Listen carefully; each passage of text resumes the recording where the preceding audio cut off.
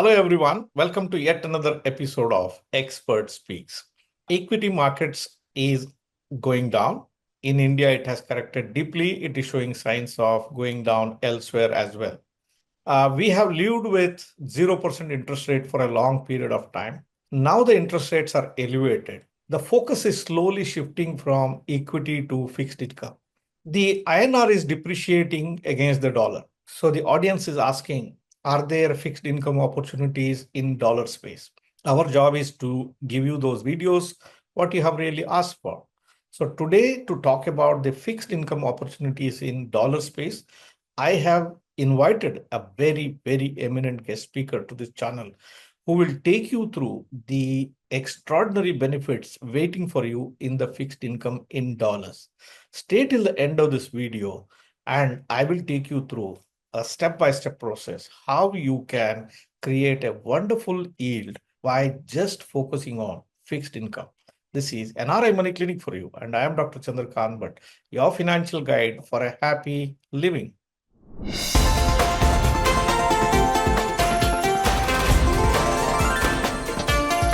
NRI Money Clinic. No hype, just the right advice. Dear viewers, before I introduce the guest speaker and the topic of today, let me add a disclaimer here. These videos are for educational purpose, to increase your knowledge, to increase your ability to take meaningful decisions. This should not be construed as an investment advice. Before you commit any money, you should consult your financial planners or the right professionals and do your risk profiling and take decisions only based on the advice you get from such professionals. Do not take this video as an investment advice. With this disclaimer, let me try and introduce my very eminent guest speaker today. The guest speaker today to talk about the fixed income opportunity is Mr. Sanjay Guglani, founder and chief investment officer at Silverdale Funds, Singapore. He is a chartered accountant by profession, management accountant, company secretary, and Sloan Fellow in Management from London Business School. He has over 34 years of investment experience. He has launched one of the first retail portfolio management scheme in India in the year 1991. He has established the Silverdale Group in Geneva and London in the early 2000s. In 2008, started Silverdale Capital Singapore, licensed for fund management by Monetary Authority of Singapore. He manages over $1 billion of assets across dozens of funds. He has open-ended funds. He has Silverdale fixed maturity funds. He has Silverdale bespoke funds. He has represented India in United Nations, been on national advisory councils, etc. He has been a guest faculty at various business schools in Singapore and India, acclaimed speaker at conferences, TV shows, radio shows, magazines, etc. It gives me immense pleasure to welcome Mr. Sanjay Guglani to this episode on fixed income opportunities in dollars. Welcome to you, sir. My pleasure. Sanjay, it has been a great honor to carry you on our channel. We have heard about the success and the articulation you bring to the investments in fixed income. We have heard about Silverdale for a long, long period of time. For the benefit of my audience, please introduce your firm, Silverdale, and what it is doing.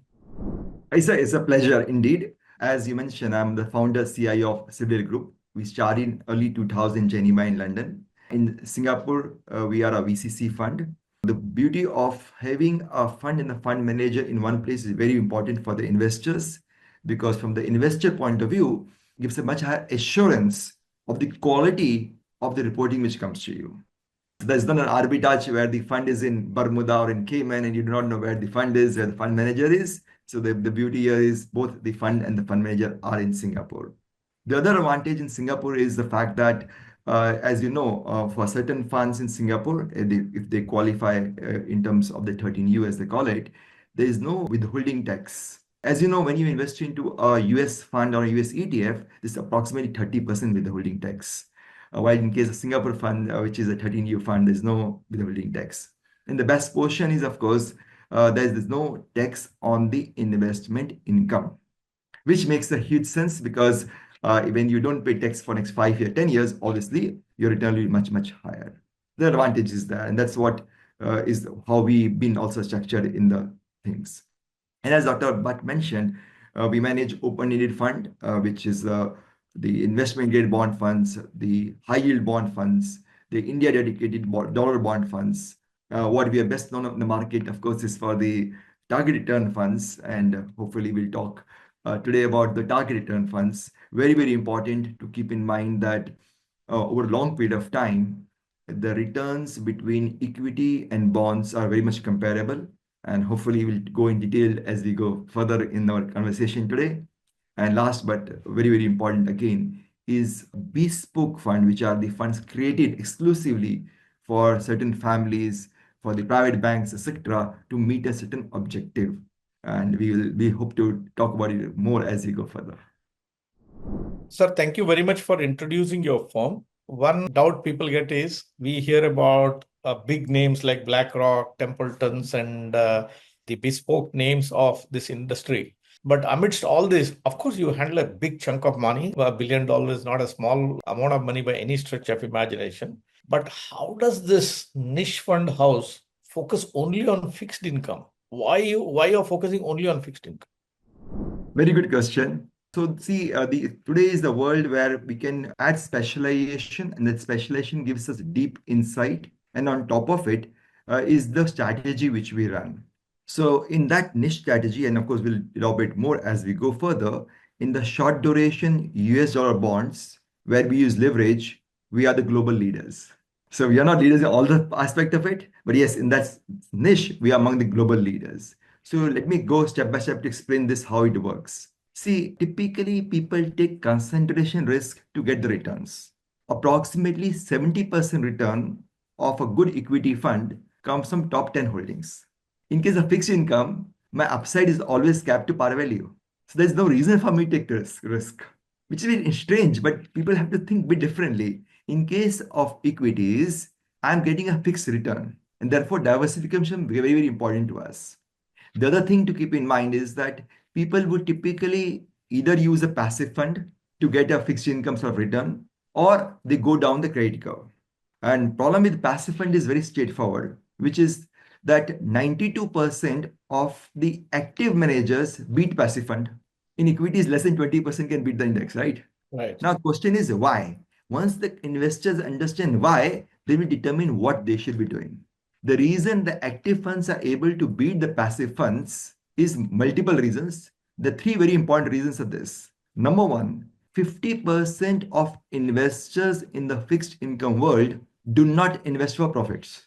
When a central bank, whether it's Fed Bank or RBI in India or Monetary Authority in Singapore, when they intervene in the bond market, they issue treasuries, do they care for the profit? The answer is no. They have a very different economic reason to do it. Similarly, if you look into an index, which is, for example, a 1 to 3 year index, it means the moment the bond becomes less than 1 year duration, it will fall off the index. So look in terms of the people when they issue new bonds. When the new bond is issued, there's something called a new issue premium. They'll give some 20 bips, 30 bips extra. So as active managers, if I know the company, I can buy the bonds. Can the index buy the bond? Most likely no. Why? Because index says, look, I need to be 6-month track record, 3 months track record, some liquidity before I touch it into it. So the 20 bips which I get for free, nobody wants to take it.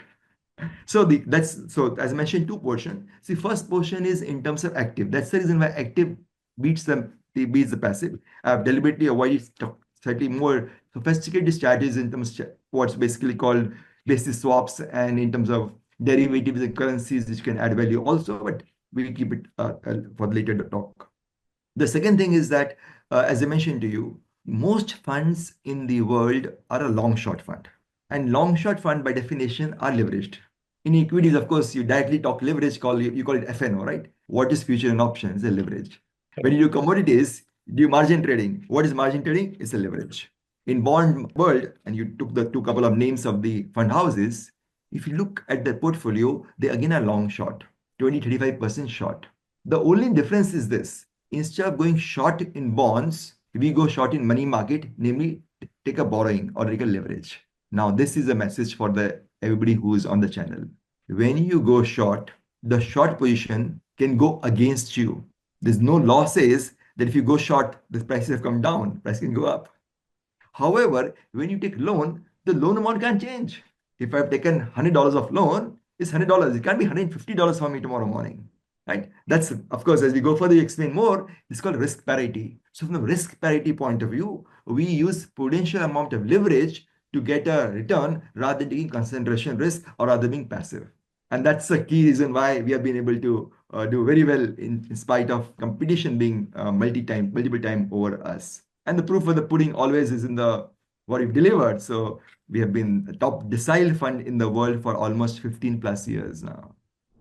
Very, very interesting, Sanjay. For those of us who are over fixated on equity, the very thought that the fixed income, as you say, 92% of the fund managers, they beat index is something which is we have to sit up and take note of. And probably this is the best time to know if the world is slowly moving away from equity and talking about fixed income. Probably we should think about it.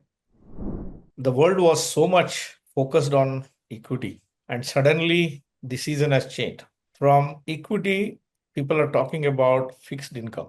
Can you give our viewers a brief on fixed income and why it makes sense for them to focus their investment activity around fixed income now? Excellent question. Absolutely appropriate for the time we are in today. What has happened is like last almost about 13 to 15 years, excluding last 2 years, we saw the interest rate coming down one way. It came close to zero. When the interest rate becomes close to zero, the TINA factor kicks in. No other alternative but to take risk. And therefore, the world moved towards equity. Then, of course, post-COVID, we saw a spike in the interest rate and the Fed increased the interest rate, which was the fastest increase in the interest rate in 236 years. Since the 18th century, we have never seen such a sharp raising interest rate. Now comes the most interesting portion, which is that today the interest rate, when we're talking about, is almost 2 to 3 times the average interest rate, right? The best time to look in terms of the interest portion of it. So what I want the viewers to keep in mind is, please do not get carried away by the noise, right? Yes, the interest rate have marginally come down, but they're still 2 to 3 times than the average interest rate we have seen in last 15 years. So it makes huge sense for you to look in terms of fixed income space. And the proof of the pudding is look in terms of the returns. So most funds, and of course our fund also, has given 2 to 3 times the return of index last year. So that's a theory, there's a proof in front of you. Now let's take a step back. Why is it happening and what we can do going forward? So why did the US Fed increase the interest rate? The US Fed increased the interest rate because the inflation was high. And the inflation has already come down from 9.1% in June 2022 to about 3% in Jan 25. Now comes the interesting fact. 44% of this inflation comes from shelter CPI, as they call it, right? And the shelter CPI lags the real actual rental in the market by between 9 to 15 months. Rents have come down. It means shelter CPI will come down. It means the inflation will be down. There could be small ups and down year and small, few bips up, few bips down would not make a difference. It's very important to keep in mind from a big picture point of view, the inflation is very much under control. What has to be focused more upon is the fiscal deficit. US is running a fiscal deficit of almost 6.4%. To give context to you, this is almost 50% higher than India.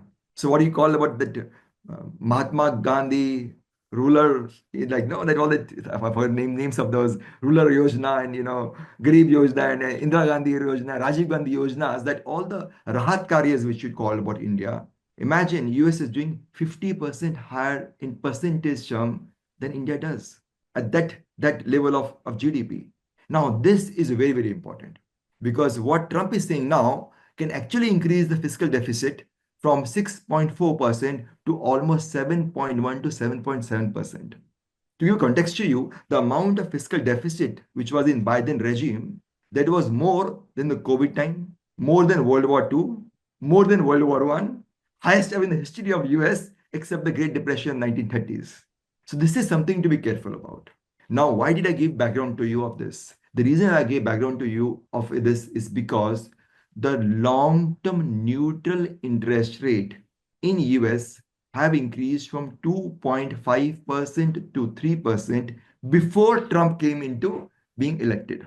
Market expects it to be around 4%. Fed should be around 3.5%.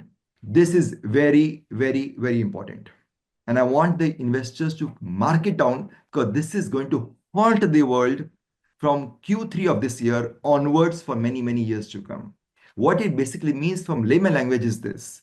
If the long-term neutral interest rate have increased between 25 to 50%, it means the risk-free rate has increased by 25 to 50%. It means add to it the risk premium, you have a huge, huge, huge issue into the P ratios. And from the investor point of view, fixed income investor point of view, it means that the interest rate would be higher for longer. And therefore, it makes tremendous sense to look into fixed income. Now comes the fun portion. We know 88% of a return of a bond fund or of a bond for the matter is determined by its starting yield. And today, the starting yield is in the top 25%, the top quartile of last 10-year range. So whatever the interest rate was at last 10, 15 years, you are getting the 25% of that range. Brilliant from timing point of view in terms of where you should look into fixed income. I want to add one very important point. Because for the last 10, 15 years, we have seen low interest rate, many people have forgotten how the fixed income market actually works. But if you look at the return of fixed income market, for example, as determined by the US aggregate bond index versus the S&P 500 index, you will notice the difference between returns of equity versus bond is less than 3%. So if you look over a period of 30 years, 50 years, 70 years, 100 years, you will see the difference between equity market and bond market is just about 3%. Extremely difficult to believe, but that's the numbers. Therefore, historically, whenever equity didn't do well, bond used to be very well. Therefore, bond were used as a natural hedge for managing anybody's wealth.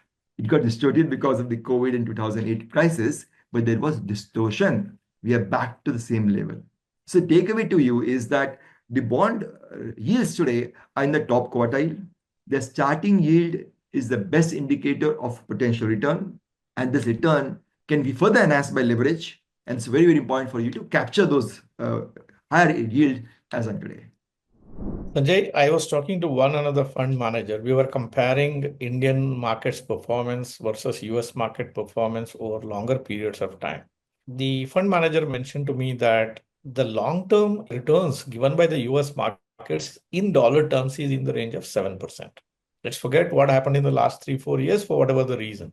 But the long term is 7%. Today, the fixed income is somewhere closer to it, even without leverage. The yield from fixed income is here. It is real. The yield from equity is willingness of the buyer to pay the price for the stocks, what they have. So if it is between an if and what is being definite, the premium has to be much higher. But from the interaction what I have with you, it looks like that today what is real appears to be much better than what is going to be an if. The crucial question is, can investors lock in this yield for a long period of time? And how can they do it?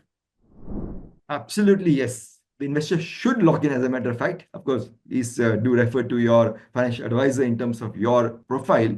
But yes, from the big picture point of view, it makes investors tremendous sense to lock in the elevated yields.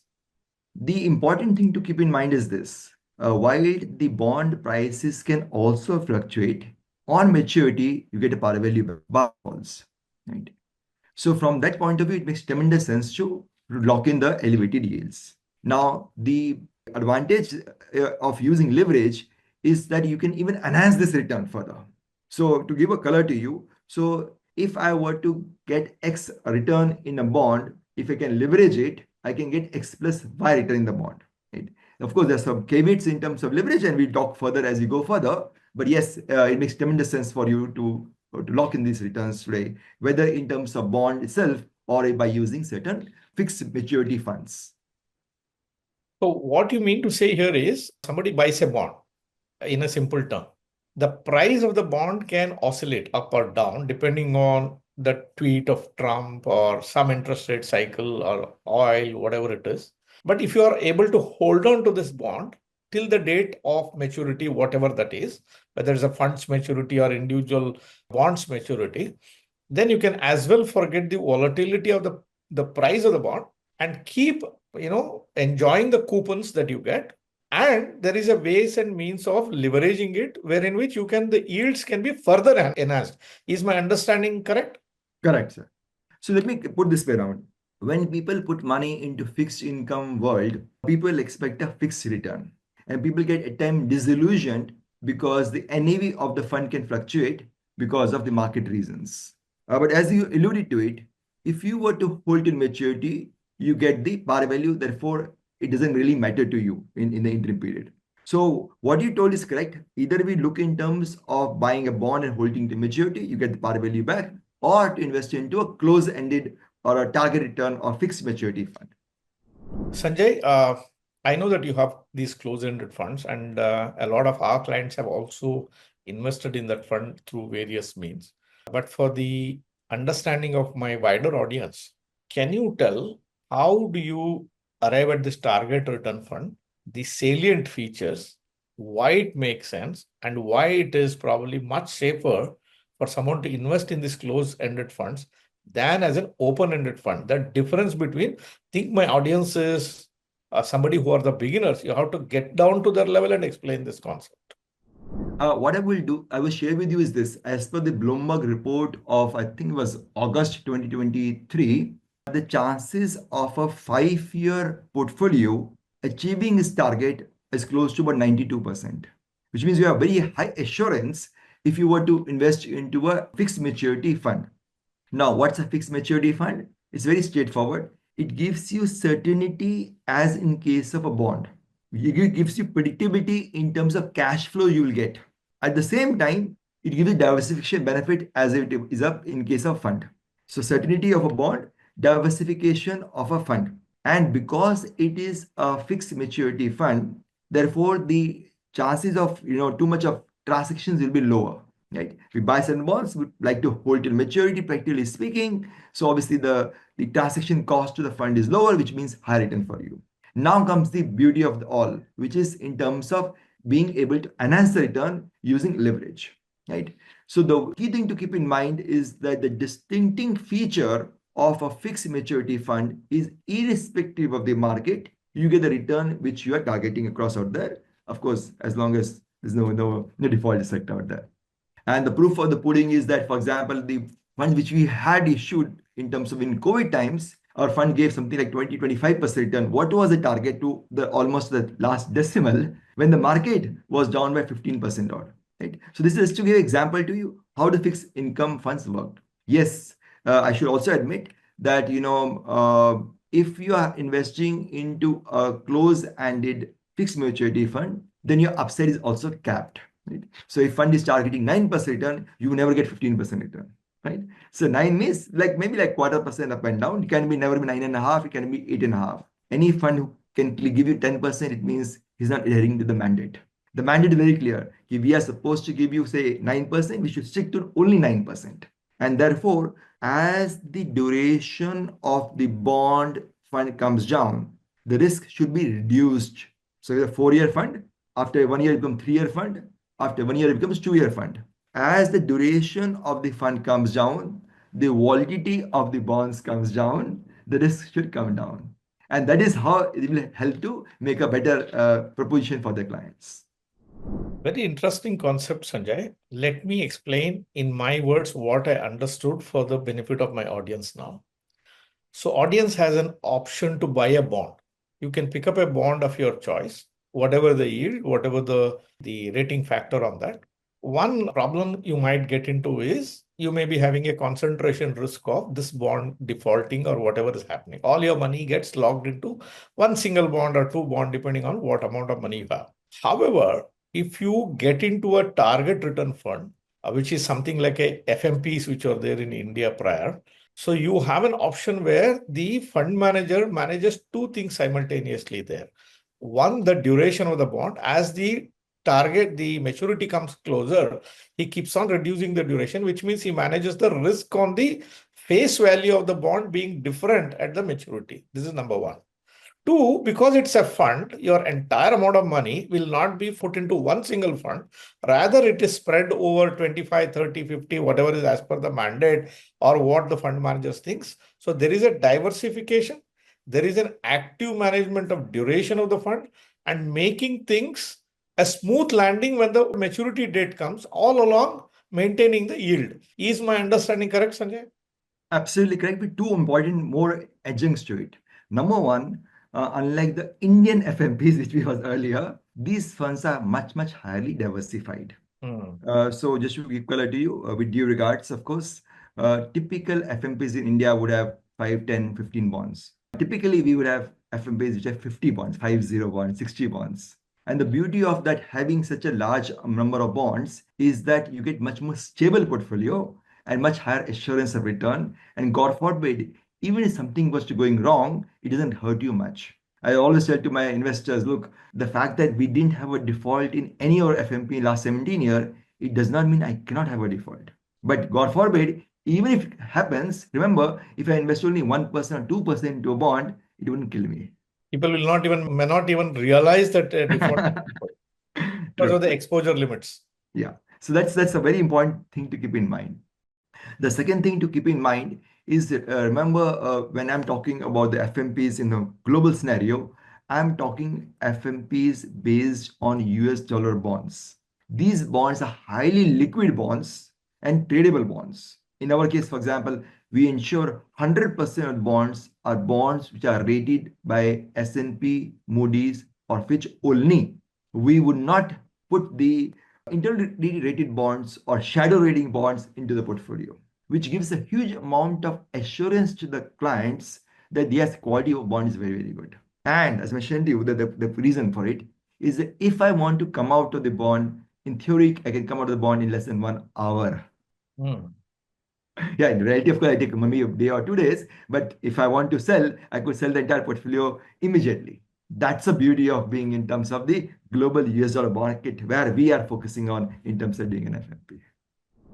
Very nice, soothing words, Sanjay. One area of caution or one area which anyone can get disturbed is the word leverage, right? People want higher yields. People want predictable yields. So I understand leverage is required if you have to push it. Otherwise, it becomes a plain vanilla. You have a bond fund and whatever is the collective yield of the bond, that's what you get. To get that higher return, you use leverage. But it's many a times it looks like a scary word. What's the leverage? How do you mitigate the risk of leverage, whatever the kind of leverage that may come in?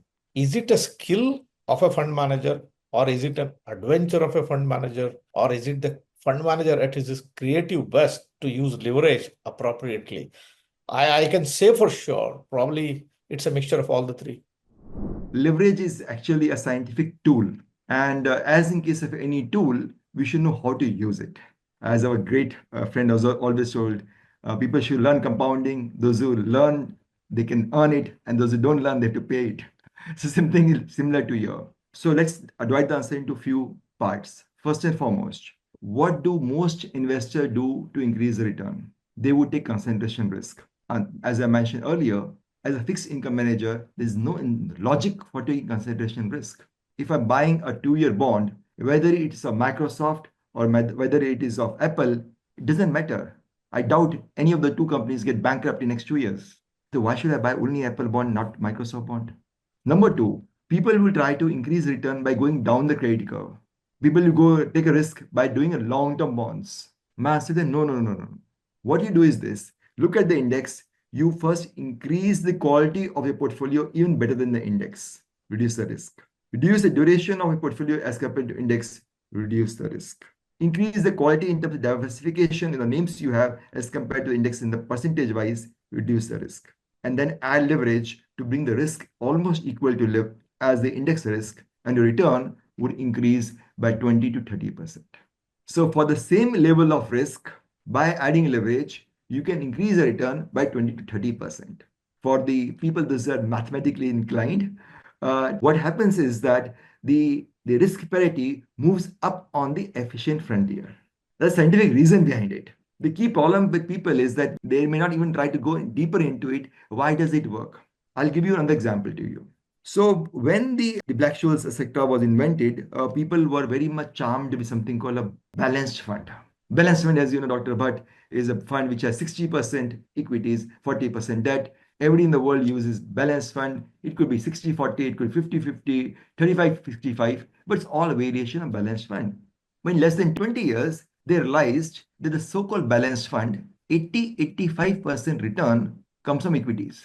Now, who cares for the input? We care for the output. If 80-85% of return is coming from equities, how can you call it a balanced fund?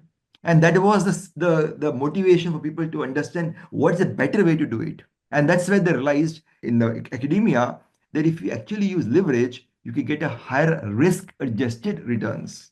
So now the question will have, hold on, if by adding leverage, we can get a higher risk-adjusted return, why is it everybody doesn't use it? Logical, no? You know how to make money, everybody should make it the same way. And if it's an arbitrage can never be permanent, right? So the thing is this, the reason why the risk parity stroke leverage works is because humanly, whatever we cannot perceive with the five senses, we feel very uncomfortable about it. Example, you're sitting in your room, in your house, a big bungalow, and light goes off. You feel uncomfortable. My friend, you're in your own house, in your bedroom, and you still feel uncomfortable when light goes off because humanly you can't see in darkness. Can I increase my length of my hand to be 100 feet? Answer is no. Mentally, we are not capable of understanding leverage. So in the international behavioral finance, they realized that there is an adverse human reaction to anything which is not perceived as five senses adverse, namely they don't adopt it. And that is the reason why leverage is not used that much by the normal investors. But let's come back to the international fixed income market, where almost 3 out of 4 investors does use leverage, and including sovereign funds, insurance company, what you might ask for. So the takeaway to you is that leverage is basically a scientific tool. If you understand it, you can actually enhance your returns on an increase or higher, superior risk-adjusted return. I would take one step back to explain how the leverage works for people, those who are absolutely uninitiated. So think of it this. If you have a bond which is giving you 7% return, you make $7 every year, correct? But if you can leverage it 1:1, what you call LAS, loan against securities, then on $100 of which you invest into bond, you can borrow $100, you'll have $200 with you.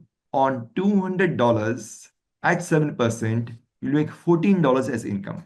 The $100 which you borrowed, say at 5%, you will pay $5 as an interest cost. Therefore, you make $14, you pay $5, namely, you make $9 take home. So your friend is earning 7% per annum, you're earning 9% per annum. That's how the leverage works. So to conclude this way around, leverage actually is a very important tool, very important for the investor to understand. Leverage can give you superior risk-adjusted return. And of course, as always, there are pros and cons of things which you should be careful about. The most important thing to keep in mind is this. Leverage not only enhances your return, it helps you to reduce your risk also. Like Dr. Bhatt, you mentioned, if you have $100 with you, you can only buy 1 or 2 bonds. But you have $200 with you, you can buy maybe 4 or 5 bonds. So by definition, we much more diversified, namely actually reduce the risk or increase the opportunities where you can invest into. On the top of it, when you use leverage, you also get flexibility. Flexibility comes in the fashion that suppose you have $100 with you and you can add some leverage. When the market gives you opportunity, you can invest more. You do not sell in panic mode. At the time you require more money, please invest. As always, of course, you have to be careful. You can be crazy in terms of leverage, and there's no point in doing leverage when the cost of leverage is higher than the bond yield. And that is the reason why, for example, in countries like India, it's not popular because it's very difficult in countries like India to be able to borrow at a price significantly lower than the bond yields. So, as I understand, people are scary about the leverage. When you leverage, sometimes the margin calls will come. That's because of the fluctuation of the face value of the bond. But when you are working on a target return fund, what you intend to do is, so you reduce this volatility by constantly reducing the duration of the fund and to keep in line with the maturity date. Thereby, a margin call also is not something to be too much worried about. And you keep the quality of the bond by looking at the good quality bonds, the rating factor and the rating by standard persons. And you also minimize the calls on because of leverage by properly diversifying. So if you have 100% concentration into one bond, somebody may call out. But if it is over 30 and you have equal, so maybe 3% exposure to individual, all the 30 bonds going wrong simultaneously is a hypothetical situation, of course, but that may not happen. It's just like, the world going nuclear suddenly, then we also don't exist. Forget about the leverage. Nevertheless, for an investor to know what can go wrong and what can go right, finally, world cannot take a decision, or an investor cannot take a decision on deterministic, in the sense fixated, right? Rather probabilistic, right? See, it's impossible to bring down risk to zero level in anything. It's just not only investment, fixed income, equity, personal life, driving, wherever it is. It's not, it's with all the rules, regulations, and things can go wrong. And nobody thought that oil could get a minus value during the pandemic. The holding oil itself was making somebody pay money for that. So anything is a possibility. But for an investor who is interested to look at this particular space, briefly tell what can go right and what can go wrong. Doctor, but let me just put two small clarification into what you told about it. So you are absolutely correct in terms of the individual doing leverage could end up being margin call, etc. out there. The beauty of doing in case of a fund, like an internally leveraged fund, is that there cannot be a margin call to the investors. Very, very important thing. So that's very, very important to keep in mind that in case of a fund, there cannot be a margin call to the investors. So investor can never lose more than the amount they invest into ever. And in case of our civil fund, of course, not only the investor never got a margin call, even as a fund house, we never ever got a margin call. So to answer to your question, like, how could we manage it and how do we mitigate various risks? The answer is same thing. What we do as a fund house, people should do, which is first and foremost, understand what you're investing into. So for each bond we invest into, we have our own fungible cash flow model. We understand exactly the amount of value generated, the cash generated by the companies. I'll give an example to explain you how deep one goes into a bond. So when we see a company's cash generation going up, value addition going up, it's question of time that cash will translate into net profit, which means better financial ratio, which means credit upgrade or a buyback, right? So in our case, for example, 10 to 20% of the bond get a credit upgrade or buyback every year. So that's the quality or level of research people should do when you invest into bonds. The other very, very important thing which you mentioned, Dr. Bhatt, was in terms of the quality of bonds. Please make sure that you invest into high quality bonds, though low quality bonds are for experts in certain situations and things. Yes, we do. I'm being upfront to, yes, we do invest into something like a distress, etc. in a separate fund, not here. That's a different world altogether. But as investors, please stick to high quality bonds, specifically because with the high quality bond, even if you get a marginally lower return, post leverage, it will be much, much higher than poor quality bonds. Then why are you going to, for lower quality bonds? To answer your question, is that what you should be aware of foremost is the default risk. Because as I always joke to my friends, look, even Ponzi schemes pay dividend. So the single most important risk when you invest into fixed income world is the default risk. So please be careful in terms of the quality of bonds we hold. And here is the reason why we have chosen this niche of short duration. I have a simple question to ask you. How can you ensure that your money which you give is safer? Let me give a more blunt question to you. You have to give me $1 billion to me. And you ensure I don't default. How will you ensure it? Answer. Give me for 1 second. What I can do in 1 second? Nothing. So the way to look across is this. Longer the duration, longer the risk. If you are buying a bond, which is 100-year bond, I don't know either I and you will exist for 100 years. But if you buy a bond 1 to 2 years, you have much higher assurance in terms of potential returns you will get it. Right? So takeaway to is, please look in terms of quality of bonds. Stick the duration to be shorter, which you can see the cash flow, which you can predict it. You know what a company does, what the company will look like. Equities is buying a dream. Bonds is buying a cash flow. You know The cash the company is generating, you know whether they can pay a bonds or not. If you think company cannot pay the bond based on current way of working and discounting it for potential coming down, do not invest it. As simple as straightforward as that. The other thing to keep in mind is that if you borrow, please keep huge amount of headroom with you. Headroom basically means unutilized credit limits. For example, for the quality of the bonds and the quality of the portfolio which we run, we can take almost 4 times leverage, which means for $100 a bond, I can borrow $400. The quality of bond is so good. How much do I borrow? Typically about 150 to 200. Even in COVID times, we didn't exceed 200, which is half the level which is available to me. Answer is simple. There's no end to greed. Just keep so much that gives you kicker without causing extra risk from you. So those are the key things to keep in mind. And of course, as always, be prudent about the asset liability mismatch. If you're investing for 3 years, please borrow for 3 years. Do not borrow for 2 months and invest for 3 years. No asset liability mismatch. Make sure that if you are investing into certain SPVs, etc., there's no cross contamination of risk. Even if you're margin call, it shouldn't make you broke. So invest your fund structure. Do not take cross currency risk. And of course, all the factors which I'm sure your financial advisors can give you a better handle on. How do you take out this currency risk? Okay, you have 30, 40, 50 bonds in your funds.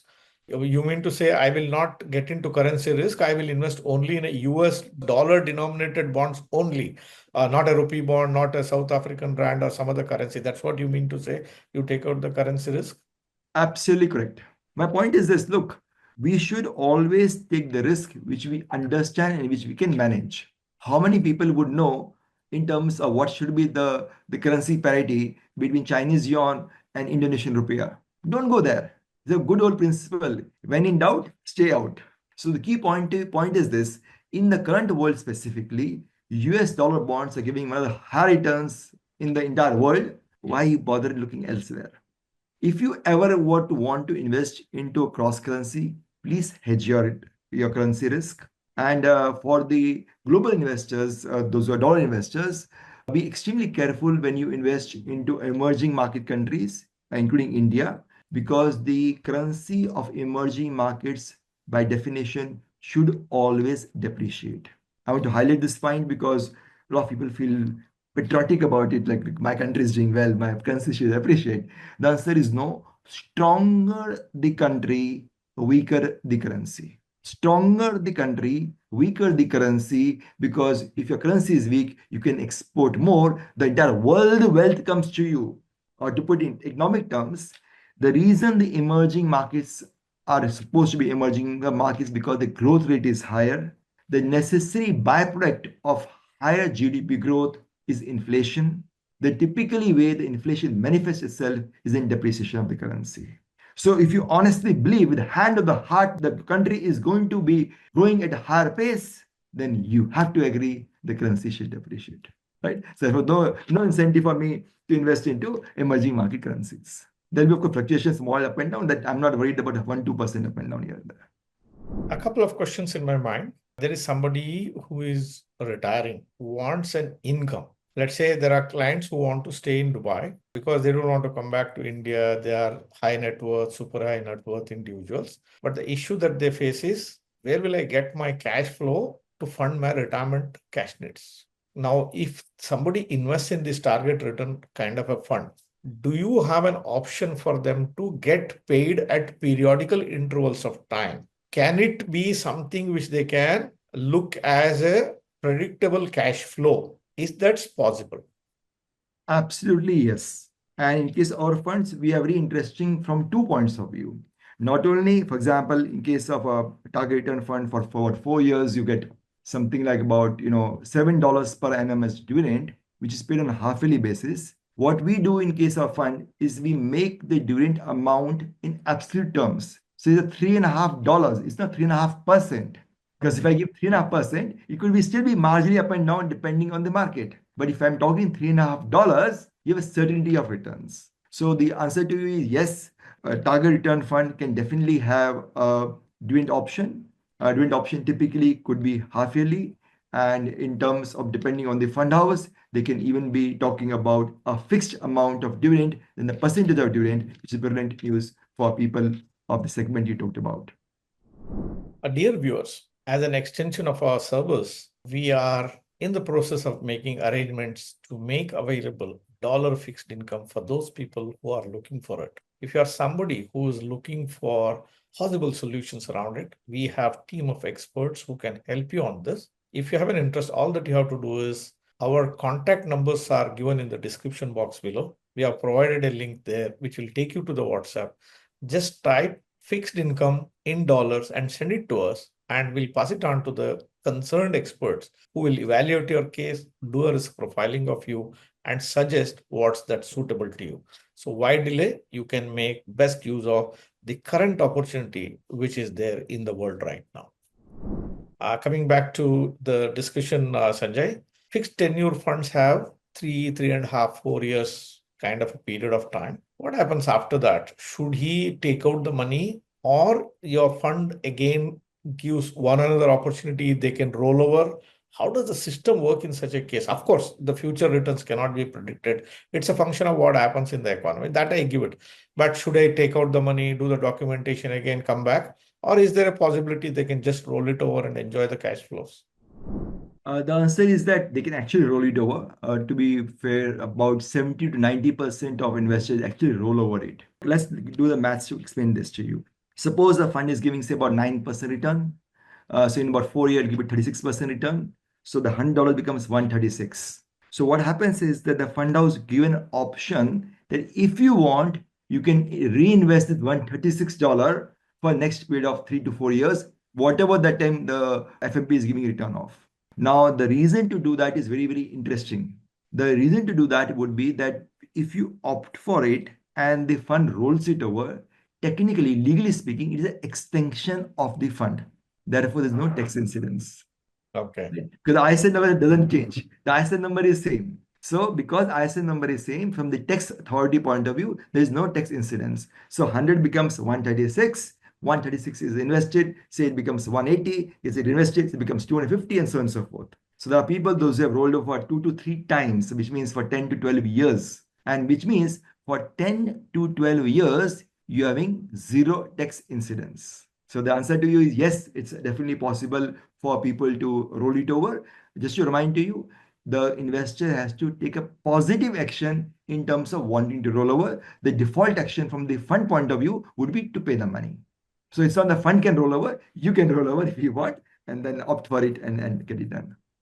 So the fund will pay out if you don't ask for it. Yes. But if you think you are happy and you are happy with the yield of the day, so you can decide and instruct the fund house accordingly, and the action will be taken. I will take one last question with you. I know that we have a time constraint, you have a time constraint. I was going through your October 28 maturing fund. Very interesting. Indian rupee is giving 7%, and this fund is showing 9% to it. Okay, again, I'm telling it's not an investment advice for anyone. How long do you think the yields will remain elevated to this level here? What's the window of opportunity? What has been the yield in the last just around pre-COVID period to now? What has been the trajectory of this yield of these funds to prove that the current yields are at this level? Point of interest here is how was it before? How long the yields might remain like this for how long? Very interesting question. So the key point is that right now we have indeed seen the yield slightly coming down. But as I mentioned earlier, yield today is still about 2 to 3 times of long-term average. So the first portion of the sentence is very important. Yields are already coming down. So the window is getting narrower by the day. As per the market, market is expecting about 3 rate cuts this year. Fed is talking about 2. So maybe about half percentage odd interest rate cut. So as the interest rate cut, of course, the window become narrower and narrower. Take a step back and take a step forward. So what was it, earlier? It was typically 6 to 7%. What's likely to be in future? Again, around 6 to 7%. The key thing to keep in mind is that because the enhanced return fixed maturity funds are enhanced return, namely have leverage. So typically, as we discussed, will give you 20 to 30% higher than the indices. Right? We also talked about the long-term neutral interest rate. right? We talked about long-term interest rate to be elevated. So reading the two things together, the long-term interest rate are elevated, you will get slightly better than that. So while the yields are going to come down and they are coming down, you still have some runway for you to invest. Earlier you invested, you'll invest at higher, better rates. If you come after 1 year, would you get 9%? Honestly, I'll be surprised. Sanjay, interesting conversation. One thing the investor always asks, I don't like to ask this question, but I need to ask you this question. What is the safety of my money? I understand these are interesting arguments, makes sense. Investor is in some corner of the world. Your fund is there. There's no time to build trust. Some regulations are required. You are regulated by Monetary Authority of Singapore. So what is that special thing from a safety perspective Silverdale under regulation of MAS really imply from the safety of investors? The most important safety is that the fund and the fund manager both are under the same regulator in Singapore. And as you know, Singapore is a fine country. It's a very, very strict country. And we have the very strong reputation in the world in terms of enforcement. So from the safety point of view, two aspects of it. One is what you mentioned, the regulatory oversight is very, very, very steep. I always tell to people, we are always under both the microscope as well as telescope. So all the times we are under the watchful eyes of the regulator. There is, of course, the NAV is being computed independently by a fund administrator, which again is one of the largest fund administrators in the world. They manage close to $680 billion regulated by SEC sector out there. Then we have, of course, a monthly internal audit done by independent party. And on top of it, we have, of course, the external auditors, which are Ernst & Young. So it's a extremely, extremely well-regulated infrastructure. I always tell to people this very important thing. And a good agreement is one which is never required to be enforced. So from that point of view, the infrastructure is so strong that you need not bother about it. You make one call to MAS, everything is taken care of it. So there's an issue there. But from the other aspect of it is also very important. Question is that what do you think can go wrong? One company getting bankrupt is very, very low chances, right? We're talking about probability of default to be something like 0.001%, something, right? The chances of 50 companies getting bankrupt at the same point of time is lower than having 10,000 times bigger COVID. So in theory, everything is possible, but practically speaking, we're talking some one thing, a quadrillion sort of stuff that something can really, really go wrong from that point of view. So summary, 2 points. In terms of structure-wise, it's Singapore-based fund, so you have very high assurance. The regulator is very, very tough, strict regulator. Global reputation is there for you to check upon. And from the fund point of view, it's extremely well-diversified fund. We disclose 100% of the portfolios at all times. You can go to a website and look the portfolio of any fund for any period. The best amount of assurance. And that portfolio report which you see on the website is the one which has been done by the fund administrator. So the independent person checks the portfolio and reports on the website. You can read it. So that's what it is. Thank you, Sanjay. It has been a great conversation, a new topic, a new dawn, new way of thinking. When the equity is going down, people are putting their heads down, not knowing what to do. You have opened up a completely different sector, different way of looking at it. I hope the audience takes cues from this conversation. Look at the opportunities which are opening up on the fixed income side. I wish you, as well as your Silverdale Fund and your team of fund managers and everybody connected with you, a very, very bright future. Thank you very much. Probably I'll look at the comments now. I'm very sure there'll be a barrage of comments which will land on this video now. And if you are available, probably one of the days I'll call you for a live question and answer session. Now you answered my question. Probably I'll give my audience a chance to ask questions to you directly, and then you can answer the thing. Thank you very much for your kindness to come on the show and explain all these points. We will remain in gratitude to you for your time and your kindness. Thank you very much, sir. It's a pleasure to be there and look forward to interacting with you and your clients. Thank you very much. Dear viewers, hope the video that I have done today helped you to understand the opportunities around fixed income, a very attractive sector for you. If it gave you the required idea with one another thing that you could do in your investment world, please do not forget to give me that thumbs up for this video. Do share the videos with your friends and relatives, near and dear ones, and on all the social media on which you're connected with. Our channel grows only when you subscribe. You're watching, you've forgotten to subscribe. Time to subscribe, it is now. Press that bell icon and you will get notified on every video that we do. Thank you very much for watching this episode on NRI Money Clinic. I shall be back with you with yet another thought, with yet another leader, yet another expert next Tuesday. Till then, stay safe. Jai Hind. Press the bell icon for more details and subscribe our channel.